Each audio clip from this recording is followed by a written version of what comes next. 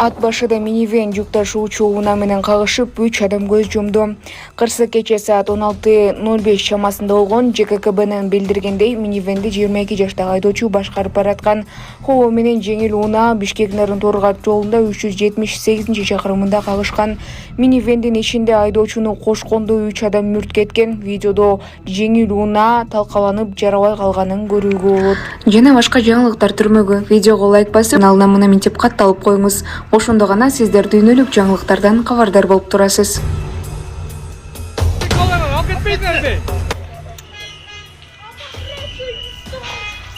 Бишкекте жаңы салынып жаткан үйдүн өрттөнүшү, Аламстройдун лицензиясы убактылуу токтотулду. 12 августта Бишкектеги Анкара көчөсүнүн номер 5-дарегинде жайгашкан жаңы салынып жаткан көп кабаттуу үйдөн өрт чыккан. Буга байланыштуу Мамкурлуш агенттиги маалымат таратып, Аламстрой ЖЧКсынын лицензиясы токтотулганын билдирди.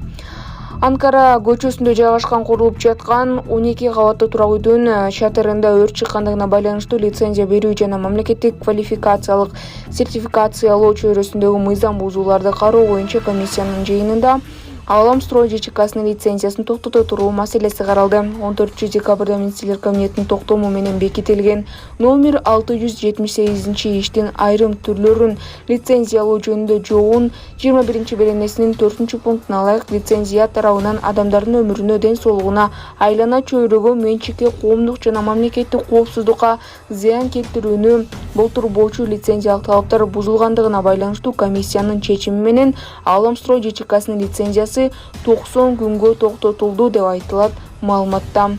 Маалымат булагы Сереп Медиа.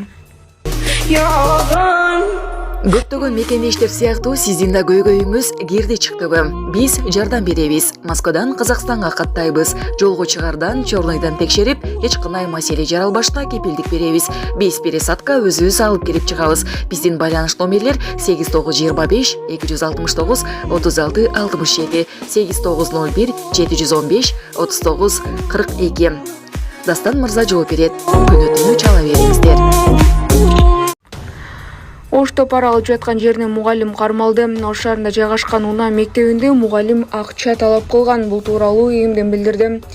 Ички иштер министрлигинин аймактык бөлүмүнө Ош шаарынын тургуну 1996-жылы туулган Т.А. арыз менен кайрылган. Анда арыздануучу 5-август күнү Ош шаарында жайгашкан унаа мектебинде мугалим болуп иштеген Д аттуу аял айдоочулук куәлик алуу үчүн экзаменден ийгиликтүү өткөрүп, айдоочулук куәлик алып беремин деп, ал үчүн 50 000 сом акчаны пара катарында талап кылып жаткандыгын билдирип, жогорудагы атуулга карата мыйзам чегинде чара көрүп берүүнү суранган. 12 августта аталган факты боюнча Ош ШИИ тарабынан Кылмыш жаза кодексинин 208-беренесинин 1-бөлүмүнүн негизинде кылмыш иши козголгон.